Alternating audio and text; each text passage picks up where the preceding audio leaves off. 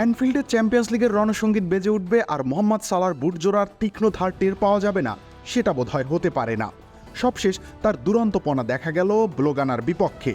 Champions লিগে টানা 5 home ম্যাচে গোল করার অনন্য কীর্তি গড়লেন তিনি। ক্লাবের ইতিহাসে আর কারো ঝুলিতেই নেই এমন কীর্তি। তবে এদিন শুধু গোলই করেছেন এই রাইট উইঙ্গার তা নয়, দিনের শুরুটা করেছিলেন অ্যাসিস্ট দিয়ে। একেবারে পিন পয়েন্ট ক্রসে অ্যালেক্সিস ম্যাক অ্যালিস্টারের প্লেটে গোল তুলে দিয়েছিলেন তিনি। আর্জেন্টাইন তারকাকে কেবল পা ছুঁয়ে আনুষ্ঠানিকতা পূর্ণ করতে হয়েছে, আর তাতেই উড়ন্ত সূচনা পেয়েছিল অল রেডরা। তবে 11 মিনিটের মাথায় লিড পেলেও স্বাগতিকরা অবশ্য স্বস্তি পায়নি।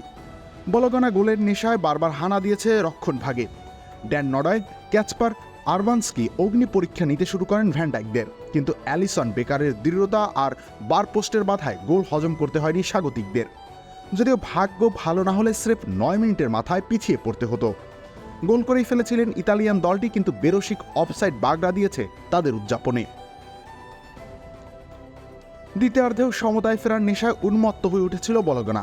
তবে 75 মিনিটে শেষ হয় সব জারিজুরি। ডি বক্সের ঠিক ভেতর থেকে বাম্পার বাঁকানো শটে গোলপোস্টের টপ কর্নার খুঁজে নেন মোহাম্মদ সালাহ।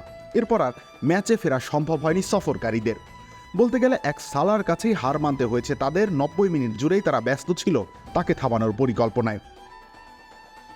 অনেক বাঘা বাঘা কোচ লিভারপুলের ডাগআউটে এসেছিলেন, তবে তাদের সবাইকে ছাড়িয়ে গেছেন আর্নে স্লট।